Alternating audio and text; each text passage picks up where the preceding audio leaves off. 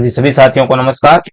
आपका हार्दिक स्वागत है, अभिनंदन है आपके अपने YouTube channel fusion video games में। तो चलिए साथियों, अपन बात कर रहे थे मेवाड़ के जितने भी राजपूत शासक हुए हैं उन शासकों के बारे में। और अपनी जो लास्ट क्लास थी उसमें अपन ने पढ़ा महाराणा प्रताप के बारे में। महाराणा प्रताप की अपन ने 3 क्लासें ली और 3 क्लासों के अंदर महाराणा प्रताप के जन्म से लेकर महाराणा प्रताप की मृत्यु तक की जो घटनाक्रम था उसको अपन ने पढ़ा। उसके बाद में आज अपन जो क्लास रहेगी वो महाराणा प्रताप के पुत्र अमर सिंह के बारे में रहेगी। अमर सिंह की जो घटनाक्रम है, उनका जन्म कब हुआ और उन्होंने अपने जीवन काल के अंदर कौन कौन से कार्य किए उनके बारे में अपन बात करेंगे। तो चलिए दोस्तों स्टार्ट करते हैं। और स्टार्ट करने से पहले मेरा आपसे एक ही निवेदन है कि अपने आप इस चैनल को लाइक जरूर करें और अपने साथियों के साथ ज्यादा से ज्यादा शेयर करें और बेल आइकन को दबाकर आप इस चैनल को सब्सक्राइब जरूर कर लें। तो चलिए साथियों स्टार्ट करते हैं अपनी क्लास। और मैंने लिखा है महाराणा अमर सिंह प्रथम। महाराणा अमर सिंह प्रथम, जैसा कि मैंने आपको बताया तो मैंने महाराणा प्रताप पढ़ाया था कि महाराणा प्रताप के जो ज्येष्ठ पुत्र थे उनका नाम था अमर सिंह। और इनके शासनकाल के प्रबंध बात करें तो मैंने लिखा है 1597 से 1620 तक, यानी 1597 से लेकर 1620 तक इन्होंने शासन किया।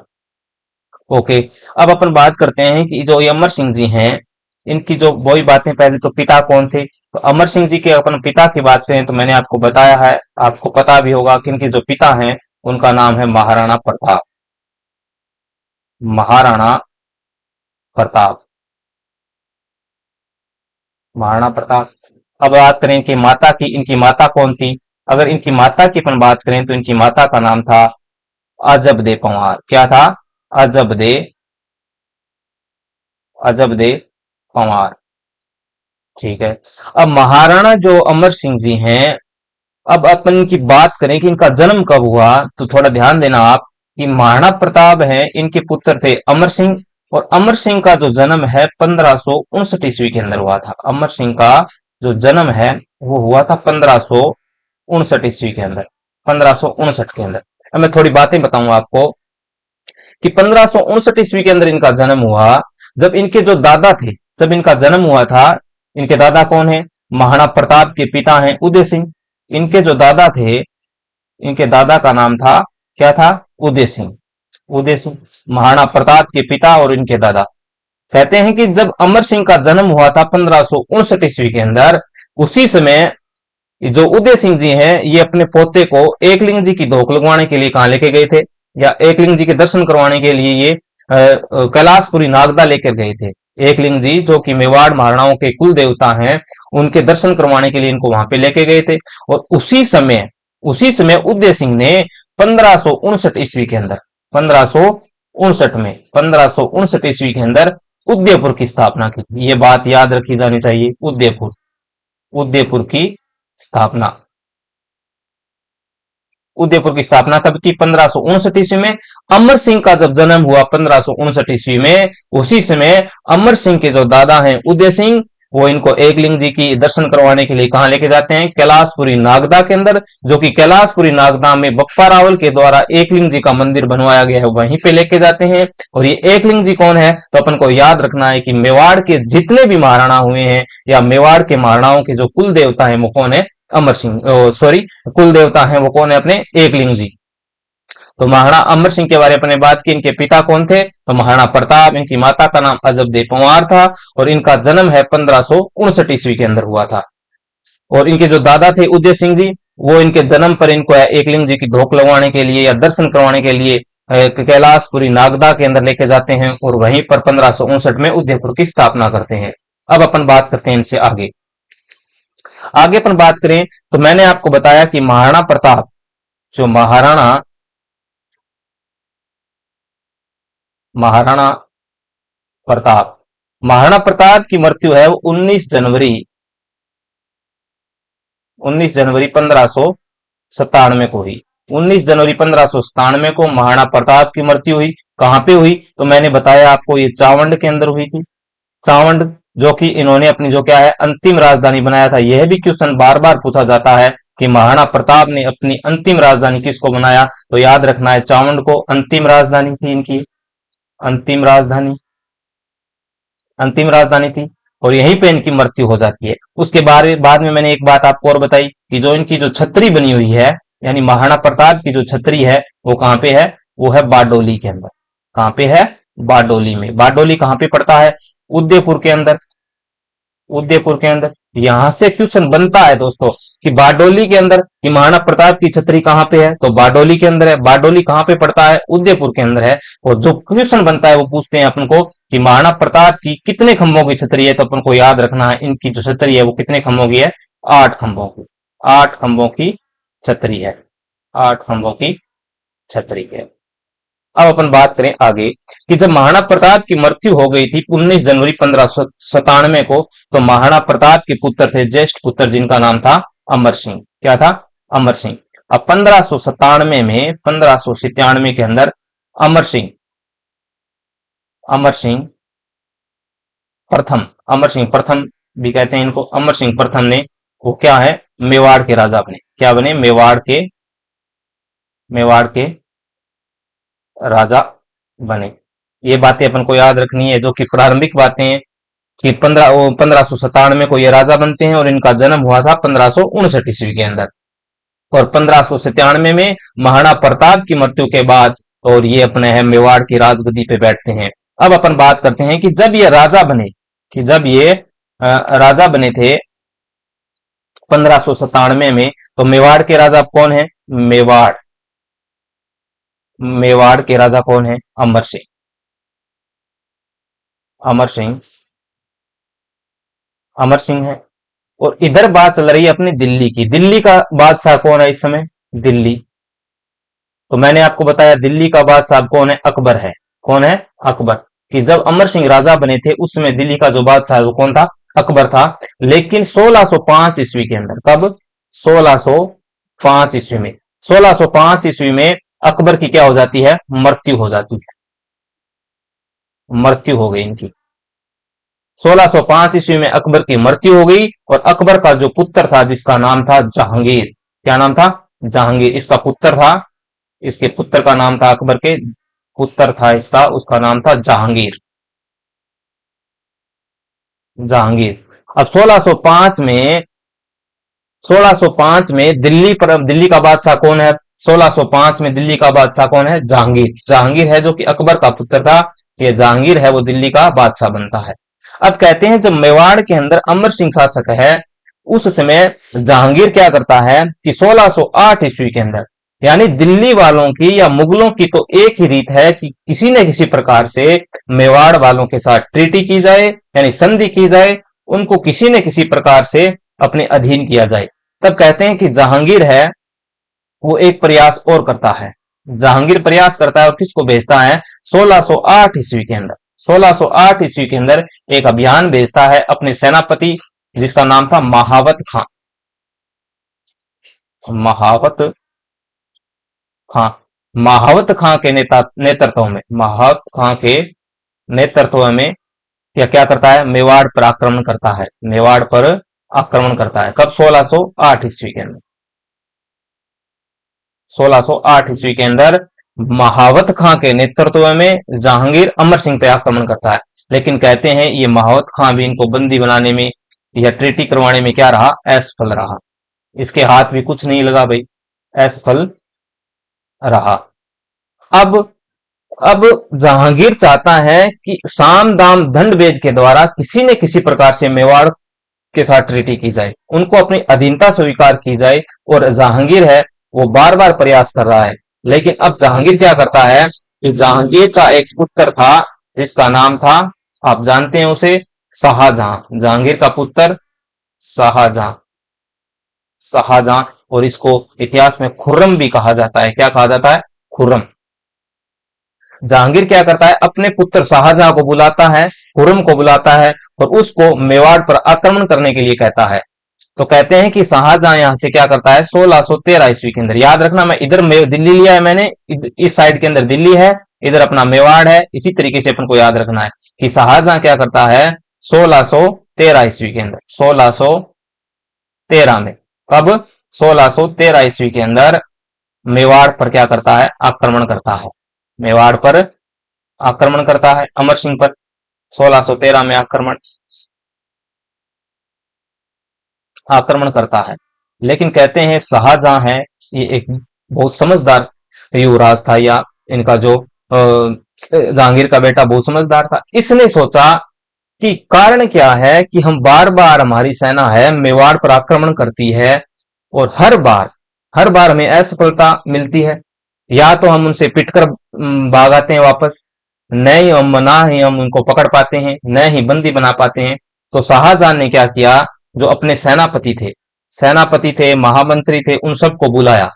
उन सबको बुलाकर पूछा कि भाई कारण क्या है कि हम अमर सिंह को बंदी क्यों नहीं बना पा रहे हैं, और न ही हम अमर सिंह को बंदी बना पा रहे हैं, न ही अपने क्या है वो अपने साथ संधि करने के लिए तैयार हैं, और हमारी सेना जब भी जाती है और उनसे पिटकर भाग आती है, क्या वो हमसे ज्यादा ताकतवर हैं या हमारी युद्ध नीतियों में कोई कमी है। तो कहते हैं जो सेनापति और महामंत्रियों को बुलाया गया, तो उन सेनापति और जो महामंत्री थे, इनके महामंत्री, इन्होंने क्या बताया, इन्होंने कहा कि इसका जो मूल कारण है ना, वो मूल कारण है मेवाड़ की जनता। क्या है? मेवाड़ की जनता। कि मेवाड़ की जो जनता है, मेवाड़ की जनता, कहते हैं कि मेवाड़ की जनता का मेवाड़ महाराणा को युद्ध के अंदर पूर्ण सहयोग है। उन्होंने बताया कि जब अपन या मेवाड़ पर आक्रमण करते हैं तो मेवाड़ की जो जनता है हमें महाराणा तक पहुंचने भी नहीं देती, उससे पहले ही हमसे युद्ध करती है और हमको पीट कर वहां से भगा देती है, हमें पीट कर वहां से भगा देती है। जब तक मेवाड़ महाराणा के साथ मेवाड़ की जनता है, हम मेवाड़ महाराणा का कुछ भी नहीं बिगाड़ सकते, न ही उनको बंदी बना सकते हैं, न ही उनके साथ ट्रीटी कर सकते हैं। तब कहते हैं खुर्रम ने सोचा कि तो मेवाड़ महाराणा तक क्यों जाया जाए, हमें क्या करना चाहिए, आप तो ऐसा करो, जो मेवाड़ है, क्या है? मेवाड़ है, इस मेवाड़ की जो जनता है, इस मेवाड़ की जनता है, इस पर अत्याचार कीजिए। और मेवाड़ की जनता पर कहते हैं 1613 ईस्वी, मैंने बताया 1613 ईस्वी के अंदर ये शाहजहां, कौन है? शाहजहां, शाहजहां या खुर्रम 1613 में मेवाड़ की जनता पर आक्रमण करता है, मेवाड़ की जनता पर आक्रमण करता है, मेवाड़ की जनता पर आक्रमण करता है और अपने सेनापतियों को आदेश देता है कि मेवाड़ के अंदर, उस मेवाड़ के लोगों की जो फसलें हैं उनको जला दिया जाए, कि वहां पे जितनी भी फसल है, उनके अनाज है, उसको जला दिया जाए, पुरुषों को मार दिया जाए, जितने भी पुरुष हैं, जो भी सामने है उसको मार दो, काट दो तलवारों से, और जो महिलाएं व बच्चे हैं उनको बंदी बना लिया जाए और बंदी बनाकर उन्हें दिल्ली के बाजार में बेच दिया जाए। और उनके सेनापतियों ने ऐसा ही किया। कहते हैं कि शाहजहां ने यहाँ बुरी तरह से जनता, मेवाड़ की जनता का कत्लेआम करवाया, फसलें जला दी गई, भीषण परिस्थितियां हो गई, भीषण अत्याचार किए, और जो महिलाएं व बच्चे थे उनको बंदी बनाया गया और उन्हें, कुछ महिलाओं को वस्तु के रूप में बांट लिया गया, और कहते हैं उन्हें दिल्ली का जो बाजार था उसके अंदर बेच दिया गया। इस बात से जो दिल्ली की जनता है बड़ी हताश हुई। क्या हुई? बड़ी हताश हुई। और कहते हैं कि दिल्ली की जो सॉरी मेवाड़ की जो जनता है, इन्होंने मेवाड़ महाराणा से बात करने की कोशिश की कि किसी न किसी प्रकार से इन परिस्थितियों से हमें बचाया जाए, क्योंकि अब जो मुगल हैं वो हमारे पे, यानी जनता, मेवाड़ की जनता पर अत्याचार करने लगे हैं, यहाँ की महिलाओं पर अत्याचार करने लगे हैं। आम आदमी इससे, इनसे क्या है, अब आम आदमी इससे परेशान है, किसी न किसी प्रकार से इसका समाधान किया जाए। तो कहते हैं कि मेवाड़ की जनता है वो मेवाड़ महाराणा से मिलने का प्रयास करती है। लेकिन मेवाड़ महाराणा अमर सिंह जी थे, उनके पुत्र थे, किसके पुत्र? अमर सिंह के पुत्र थे कर्ण सिंह। कौन थे? कर्ण सिंह। इसको भी याद रखना इंपॉर्टेंट है भाई, ये भी। मेवाड़ महाराणा के पुत्र कर्ण सिंह। कहते हैं मेवाड़ की जनता ने कर्ण सिंह से बात की और कहा कि देखो युवराज है ये मेवाड़ के, कि जब सांगा ने, यानी सांगा से लेकर महाराणा प्रताप तक, लगभग 90 साल तक, कब तक? लगभग 90 साल तक मेवाड़ की जनता है वो मेवाड़ के महाराणा के साथ है, वो एक स्तंभ के रूप में खड़ी हुई है। हर बुरी परिस्थिति में, हर विकट परिस्थिति में मेवाड़ के महाराणाओं का, मेवाड़ की जनता ने साथ दिया है। लेकिन अब हम इस चीज से उब चुके हैं, क्योंकि जो मुगल हैं वो आम जनता पर क्या कर रहे हैं? अपनी अत्याचार कर रहे हैं, हमारी महिलाओं को उठाकर ले जा रहे हैं। अब बात हमारे लुगाई टावरों पे आ गई है। तो किसी न किसी प्रकार से या तो इनसे संधि की जाए या इन परिस्थितियों से हमें बाहर निकाला जाए। यानी मेवाड़ की परिस्थितियां भयानक हैं। तब कहते हैं करण सिंह ने अमर सिंह से बात की, अपने पिता अमर सिंह से बात की और कहा कि पापा ये हालत है, आप किसी ने या तो संधि कर लीजिए या इसका कुछ और रास्ता निकाला जाए। तो अमर सिंह कहते हैं, अमर सिंह संधि करने के लिए साफ साफ मना कर दिया। अमर सिंह ने संधि करने के लिए साफ साफ मना कर दिया कि मैं किसी भी सूरत में संधि करने के लिए तैयार नहीं हूं, क्योंकि मेरे रगों के अंदर जो खून है उस मेवाड़ के वीर शिरोमणि राजा महाराणा प्रताप का है। मैं किसी भी प्रकार से संधि नहीं करूंगा। मेरे पापा ने मुगलों को नाको चने चबा दिए थे, क्या मैं उनके खून को लजाऊंगा? मैं इनसे संधि नहीं करूंगा।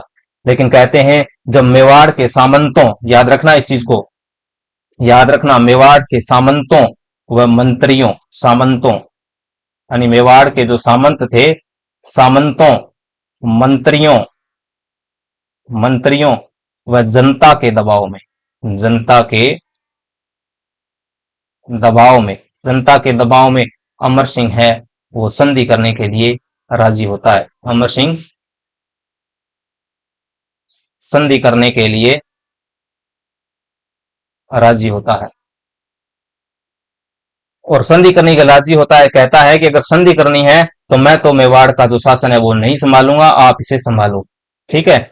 इसके बाद में कहते हैं कि मेवाड़ की तरफ से संधि करने के लिए जो आते हैं उनके अपन अगर बात करें तो कहते हैं कि मेवाड़ की तरफ से जो संधि वार्ता करने के लिए आए थे वो ना तो अमर सिंह जी आए थे ना ही करण सिंह जी आए थे। मेवाड़ की तरफ से जो संधि वार्ता के रूप में आए थे इधर से, यानी संधि वार्ता करने के लिए, यानी मेवाड़ से जो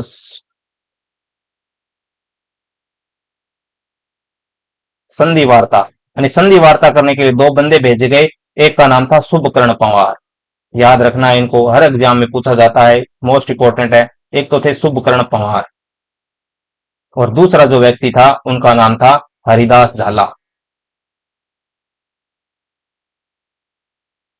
हरिदास झाला। और इधर से मुगलों की तरफ से संधि वार्ता के लिए कौन आता है? तो प्लस में आते हैं शाहजहां। इधर से कौन से आते हैं? शाहजहां। शाहजहां या इनको खुर्रम भी कहा जाता है। कि मेवाड़ की तरफ से तो संधि वार्ता के लिए कौन आ रहा है? शुभकर्ण पंवार और हरिदास झाला। जबकि मुगलों की तरफ से संधि वार्ता के लिए कौन आ रहे हैं? शाहजहां, जो कि जहांगीर का बेटा है।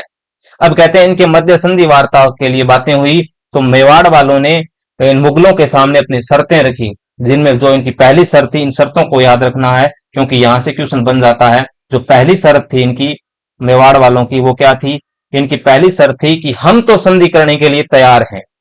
इन्होंने कहा तो मेवाड़ की जनता है या मेवाड़ का जो युवराज है वो तो संधि करने के लिए तैयार हैं, लेकिन मेवाड़ महाराणा अमर सिंह है वो किसी भी सूरत में संधि करने के लिए तैयार नहीं है। तो शाहजहां ने कहा तो ये उन्होंने कहा कि हम युवराज संधि करेगा और हम संधि कर लेंगे, लेकिन हमारी एक शर्त है कि मेवाड़ वाले हैं या मेवाड़ के जो महाराणा हैं वो मुगल दरबार में उपस्थित नहीं होंगे। क्यों? क्योंकि पहले एक रीत होती थी, जो भी रियासत का जो शासक होता था वो मुगलों के साथ संधि किया करता था तो उसे मुगल दरबार के अंदर उपस्थित होना पड़ता था, वह मुगल दरबार में उपस्थित होता था। तो इन्होंने शर्त क्या रखी कि अब मेवाड़ के जो महाराणा हैं वो मुगल दरबार में उपस्थित नहीं होंगे, मेवाड़ से केवल उनके जो युवराज हैं वो मुगल दरबार के अंदर उपस्थित होंगे। तब शाहजहां ने कहा नहीं, ऐसा क्यों होगा भाई? यह रीत चली आ रही है कि जिस भी रियासत ने जिसके साथ भी संधि की है उनका जो मैन यानी मुख्य शासक है, जो राजा है, वो क्या है? मुगल दरबार के अंदर उपस्थित होता है, तो युवराज कैसे उपस्थित होगा? तब शाहजहां कहते हैं कि शाहजहां ने अपने पापा जहांगीर से बात की। तब जहांगीर ने कहा कि तुम तो चिंता ही मत करो, ये जैसे तैसे करके मान रहे हैं वैसे मना लो इनको, क्योंकि इन्होंने हमारी नाक में दम कर रखा है। ये कौन पूछेगा कि मुगल दरबार के अंदर अमर सिंह आया था या युवराज आया था, युवराज करण सिंह आया था। अपने को संधि करनी है, कम से कम ये जो मुगलों पे कलंक है वो तो हटे कि 90 साल से जो मेवाड़ है उसने मुगलों के नाक में दम कर रखा है, वो किसी भी प्रकार से उनसे किसी भी सूरत में संधि करने के लिए राजी नहीं है। तो ये संधि कर लो आप तो कैसे भी करके, क्योंकि अब मुगलों के ऊपर ये नाक का सवाल है, क्योंकि कोई भी आता है और आके क्या करता है, इस बात का हमें तंज कसता है वो बोलता है वो हमने वो मेवाड़ वाला क्या हुआ। तो ये होता है कि जिस चीज को अपन प्राप्त नहीं कर पाते हैं उसके बारे में जो अपने विरोधी होते हैं वो ज्यादा पूछते हैं। उसी प्रकार मुगलों पर भी ये क्या था, एक कलंक था कि जो भी आता वो बोलता कि मेवाड़ वाला क्या हुआ। तो इस प्रकार से जहांगीर भी राजी हुआ कि ठीक है भाई, युवराज आएगा तो इसमें अपने कोई दिक्कत नहीं है, युवराज आना चाहिए। तो पहली शर्त इनकी क्या थी कि मुगल दरबार में मेवाड़ महाराणा मेवाड़ महाराणा उपस्थित नहीं होंगे। ठीक है, एक शर्त ये थी। दूसरी इनकी क्या शर्त थी कि मेवाड़ से युवराज है वो मुगल दरबार में उपस्थित होगा, यानी मेवाड़ से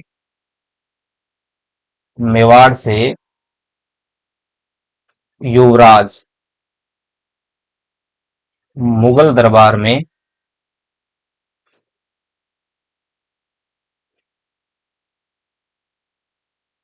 उपस्थित होगा।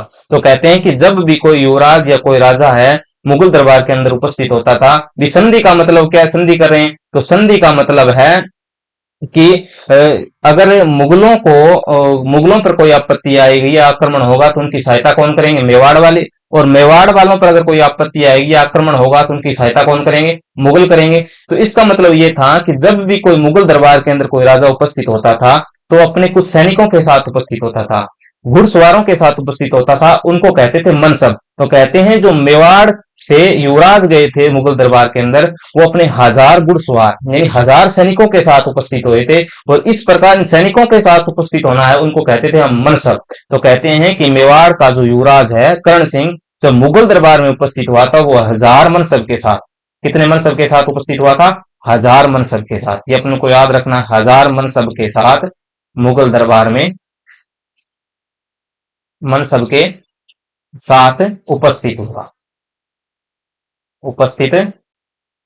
हुआ 1000 मनसब के साथ। ठीक है। अब इनकी तीसरी शर्त क्या थी, मेवाड़ वालों की तीसरी शर्त ये थी कि पहले जब संधि हुआ करती थी तो संधि में क्या करते थे, जिनके मध्य संधि होती थी वो आपस में क्या करते थे, वैवाहिक संबंध बना लिया करते थे। जैसे मैंने आपको पहले अपने पढ़ा है कि आमेर के अंदर जो आमेर का बारमल है वो अकबर के साथ संधि करता है और बारमल अपनी पुत्री हरका बाई की शादी किसके साथ कर देता है, अकबर के साथ। इसी प्रकार अपने ने पढ़ा कि जो आवल बावल की संधि हुई थी उसके अंदर जो मेवाड़ महाराणा कुंभा के पुत्र रायमल की शादी मारवाड़ के राव जोधा की पुत्री श्रृंगार कौर के साथ कर दी गई। इसी प्रकार संधि के अंदर क्या होता था कि एक रियासत के जो राजा हैं वो दूसरी रियासत के राजा के साथ अपने में वैवाहिक संबंध बना लेते थे, अपने पुत्र पुत्रियों को शादियां कर देते थे। तो इन मेवाड़ वालों ने कहा कि हमारी जो मेवाड़ वाले हैं वो किसी प्रकार से मुगलों के साथ वैवाहिक संबंध नहीं बनाएंगे। तो तीसरी शर्त इनकी क्या थी कि मेवाड़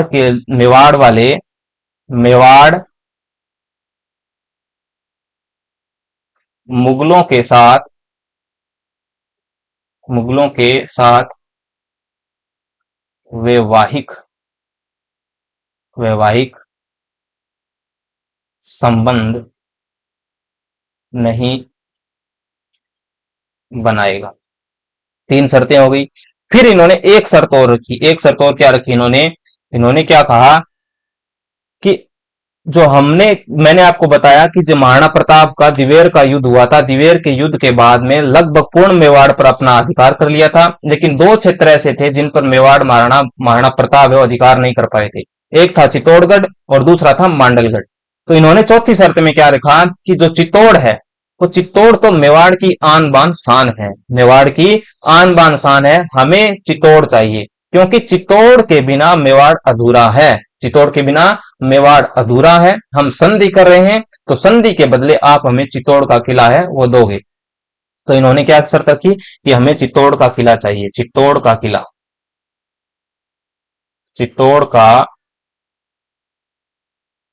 है, चित्तौड़ है वो किसको दिया जाए, मेवाड़ को दिया जाए, मेवाड़ को वापस दिया जाए, वापस दिया जाए।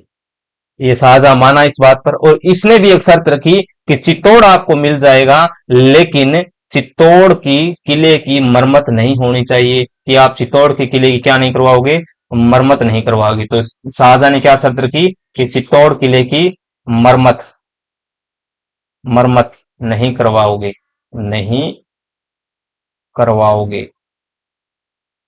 कि आप है चित्तौड़ आपको दे दिया जाएगा, लेकिन आप चित्तौड़ के किले की मरम्मत नहीं करवाओगे।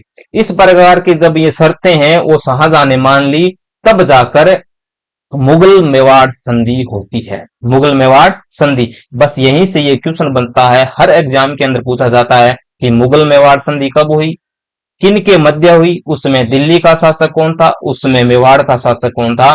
तो मुगल मेवाड़ जो संधि हुई है वो कब हुई है अपनी, इनके बाद में, इन शर्तों को मानने के बाद में होती है अपने मुगल मेवाड़ संधि। मुगल मेवाड़ संधि कब हुई, मुगल मेवाड़ संधि हुई कहते हैं 5 फरवरी, 5 फरवरी 1615 ईस्वी को, 1615 ईस्वी को। ये डेट याद रखनी है अपन को, यही से क्वेश्चन पूछा जाता है, मुगल मेवाड़ संधि कब हुई, 5 फरवरी 1615 को। अब जो मुगल मेवाड़ संधि हुई, जो संधि पत्र था उस पर हस्ताक्षर किनके हुए, तो उन पर हस्ताक्षर हुए इधर तो मेवाड़ महाराणा अमर सिंह जी के हस्ताक्षर करवाए लाए गए, यानी मेवाड़ महाराणा, हस्ताक्षर की बात करें, संधि पत्र पर जो हस्ताक्षर हुए थे, संधि पत्र पर हस्ताक्षर, तो संधि पर पत्र पर हस्ताक्षर हुए, इधर तो किसके हुए थे, अमर सिंह जी के हस्ताक्षर करवा कर लाए गए, अमर सिंह के, और प्लस में यहां से किसके हुए हैं, शाहजहां के, शाहजहां के, इनके जो है हस्ताक्षर हुए। इस प्रकार मुगल मेवाड़ संधि हो गई। अब कहते हैं कि जब मुगल दरबार के अंदर युवराज करण सिंह, युवराज जाएगा, भी इन्होंने शर्त में रखा था कि मुगल दरबार के अंदर उपस्थित कौन होगा, करण सिंह होगा। तो कहते हैं कि जब पहली बार करण सिंह मुगल दरबार के अंदर उपस्थित हुआ अपने 1000 मनसब के साथ, तो कहते हैं कि जहांगीर बड़ा राजी हुआ, और जहांगीर ने उसे एक पोस्ट दी, मनसब दिया, 5000 का मनसब दिया, कितने का, यानी राजी होके 5000 का मनसब दिया। ये मनसब क्या होता है कि जिस प्रकार आज वर्तमान में अपने पोस्ट चलते हैं, जैसे फर्स्ट ग्रेड है, सेकंड ग्रेड है, थर्ड ग्रेड, यानी इन ग्रेड के आधार पर अपने को क्या पता चलता है, उसकी औकात का पता चलता है बंदे का। उसी प्रकार उस समय जो चलता था वो मनसब था, यानी मनसब के आधार पर बंदे की औकात का पता चलता था। यानी किसी को 1000 का मनसब होता, उससे जो बड़ी पोस्ट थी उसको 2000 का, उससे बड़ी है उससे 3000 का, और उससे जो बड़ी है उससे 4000 का, फिर 5000 का। तो कहते हैं जो 5000 का मनसब है वो मुगल के और मुगलों को ही दिया करते थे, उनके रिश्तेदारों को ही दिया करते थे। किसी हिंदू राजपूत राजा या युवराज को 5000 का मनसब नहीं देते थे। या तो इन्होंने मान सिंह को दिया था, 5000 का मनसब दिया था। उसके बाद में अब यहाँ पे जो जहांगीर है वो अमर सिंह के बेटे करण सिंह को दे रहा है 5000 का मनसब। वो बड़ा राजी हुआ और उसने क्या किया, अमर सिंह करण सिंह को 5000 का मनसब दिया था। कितने का, 5000 का मनसब दिया था। अब कहते हैं कि इस संधि के बाद में, यानी करण सिंह को कितने का मनसब दिया, करण सिंह को जहांगीर ने 5000 का मनसब दिया, 5000 का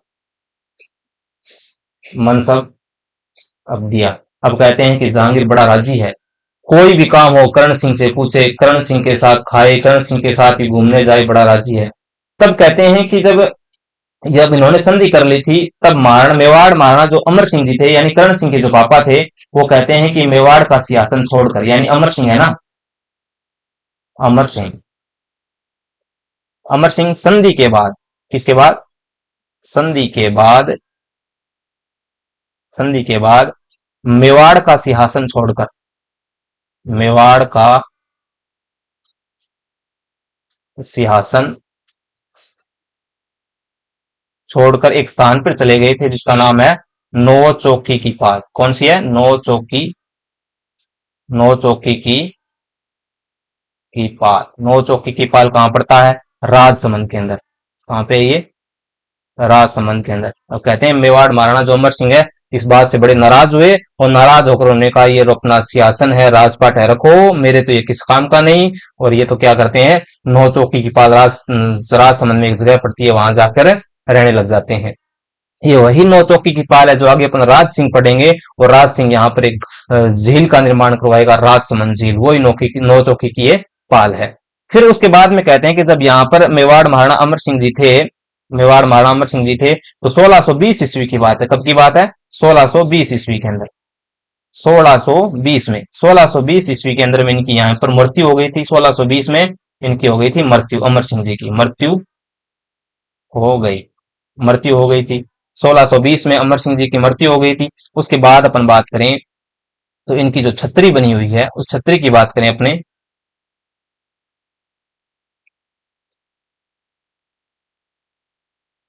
इनकी मृत्यु कब हुई है? 1620 के अंदर।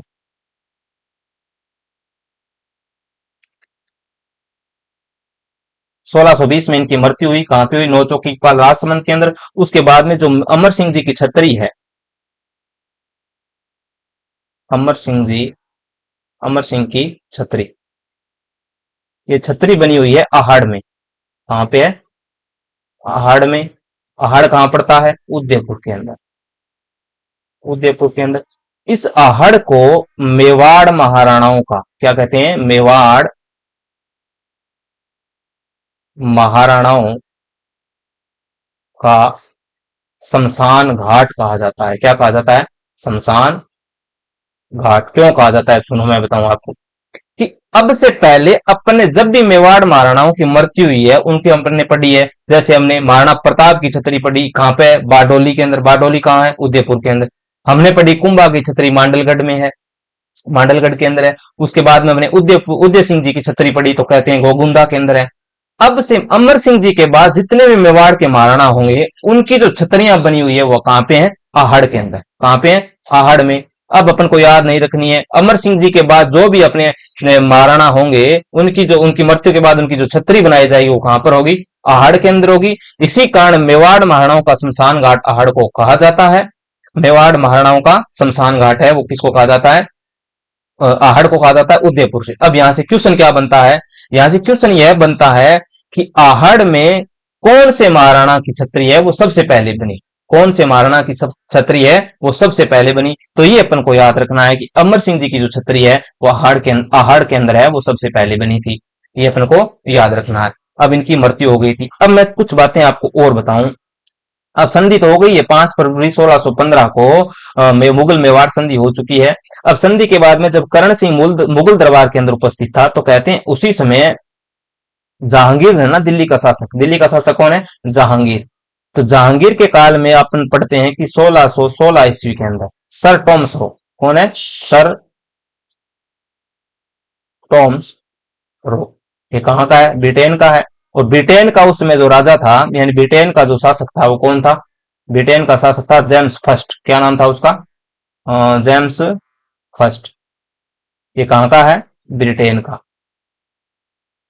यानी ब्रिटेन का जो शासक है या राजा है वो कौन है? जेम्स फर्स्ट है। और जेम्स फर्स्ट ने 1616 ईस्वी के अंदर सर टॉमस रो को अपने दूत के रूप में किसके पास भेजा? जहांगीर के पास।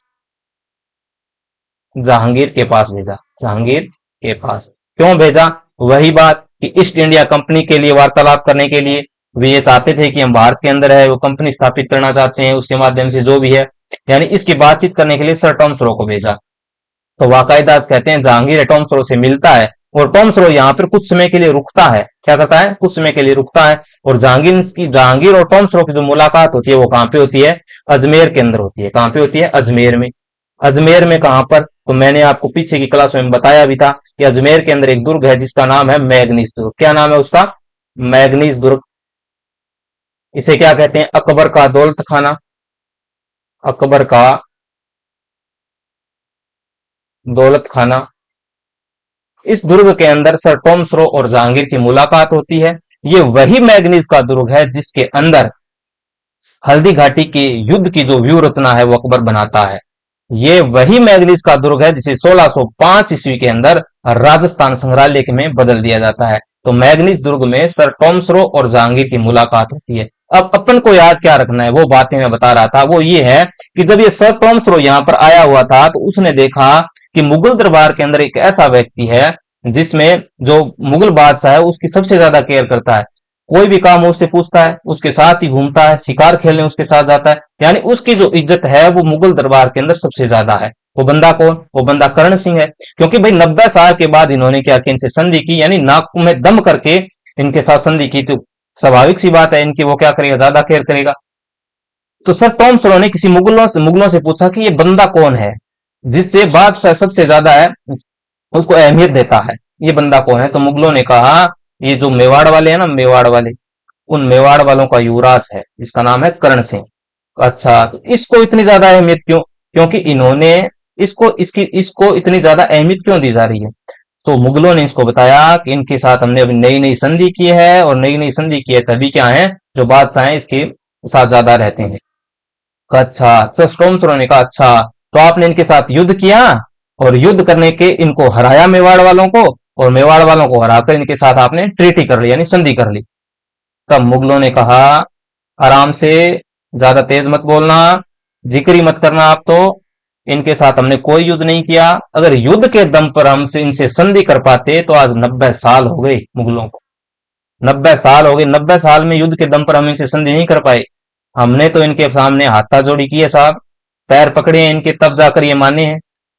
तो अच्छा, तब सर टॉम सरो के समझ में आया कि अ, यानी सर तब जाके सर टॉम सरो को समझ में आया कि ये संधि किस प्रकार हुई है।